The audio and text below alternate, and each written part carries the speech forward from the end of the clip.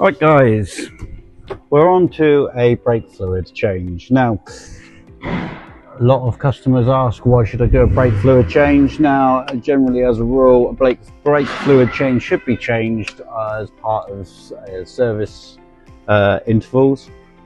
Basically they get water in them. The .4 has a tendency to hold moisture. Now what we do is we'll check the moisture content of the .4 by using, there's various tools. This one basically goes in, you touch the prongs and that'll come up and tell me whether or not it's got 3%, 2% or 1%. 1% you're alright, 2% we advise changing, and 3% you should definitely get that changed ASAP.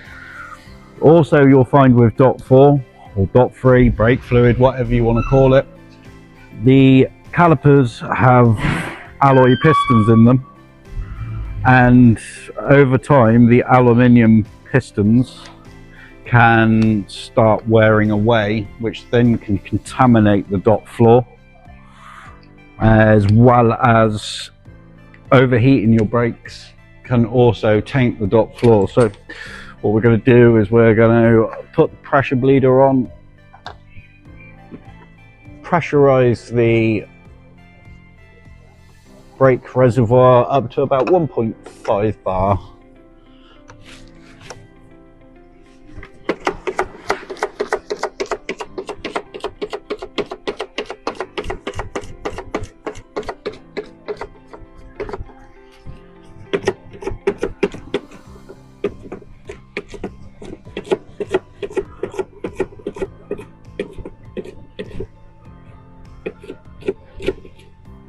Which is about there. Then what we're going to do is take the car up and we'll start from the furthest point back from the ABS pump or reservoir, whichever one's in situ, whichever one's got the longest routing, and then we work away from the longest. So I'm just looking at how the brake lines run at the moment and take you in a little bit closer.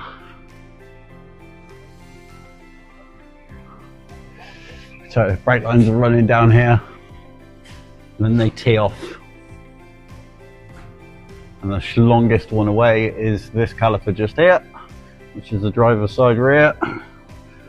So we will remove the dust cap off of it, work out what size it is.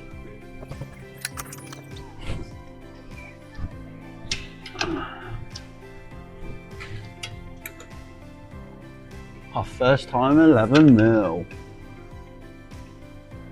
We get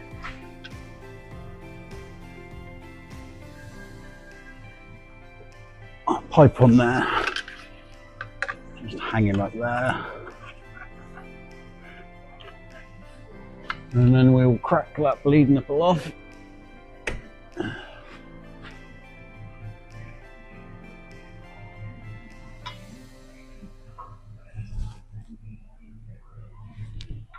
And we will let that run for a little bit,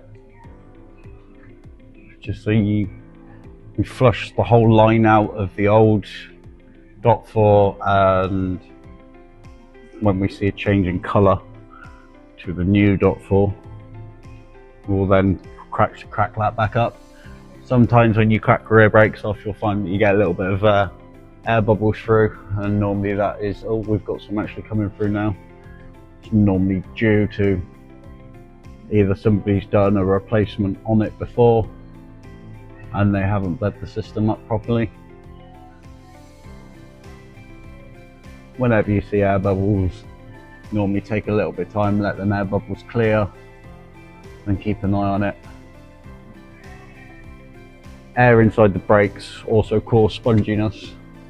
It can also cause you to lose your pedal. So when you are doing a brake fluid change, precaution is used.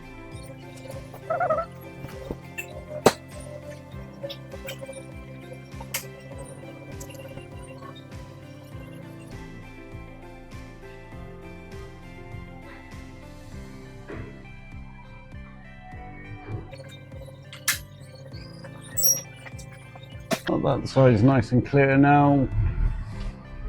No air bubbles coming through. Nice new dot 4 has come through. So we'll do that bleed nipple back up. Reseat the dust cover. And we'll move on to the next one.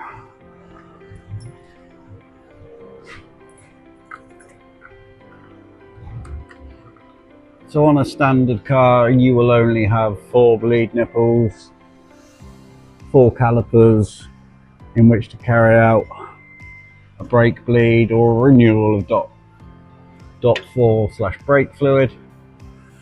Some other vehicles have what's known as 4-pot or 6-pot calipers, or some even have more than that. And they're a split caliper, and you have to bleed both sides of the caliper out.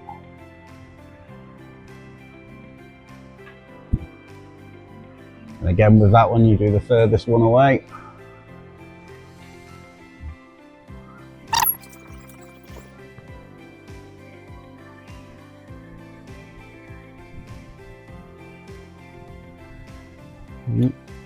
That side's cracked. Right, that side's all done. Nice colourful dot 4 coming through.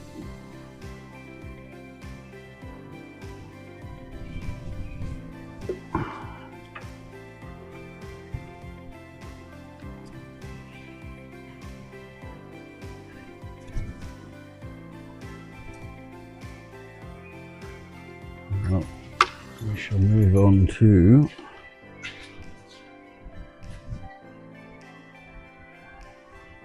passenger side.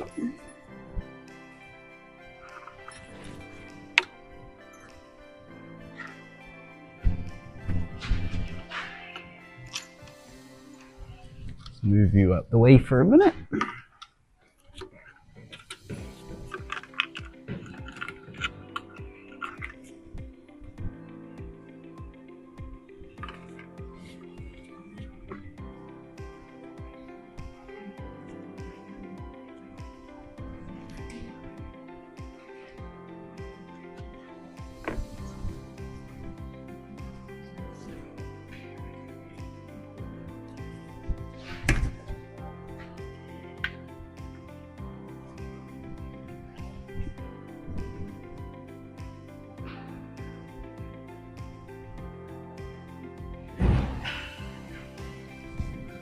Have that cracked off and then let that bleed through.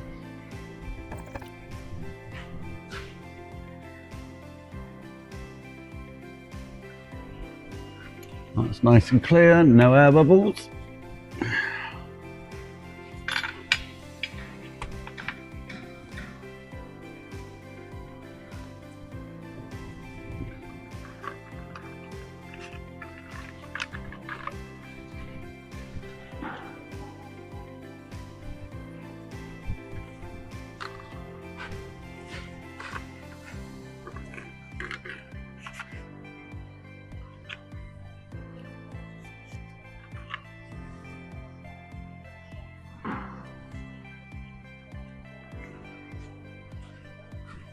Last one, driver's side.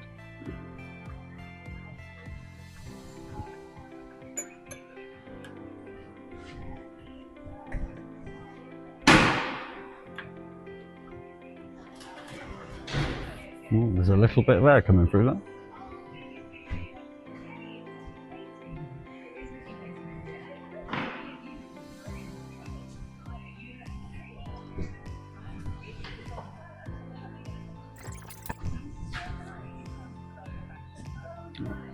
Dot 4's come through a nice clean colour now.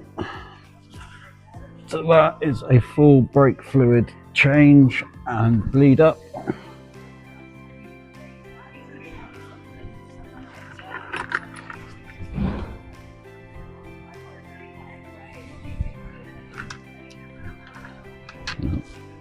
You probably ain't going to be able to see this very well, but no. Underneath here, well actually you can just see it, underneath here is a load of black, and that is all the old oils that when they come out and sit in here they separate, but all this bit here is all the old caliper debris.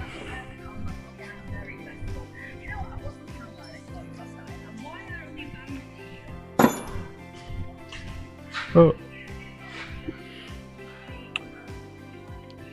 And that's your brake fluid change.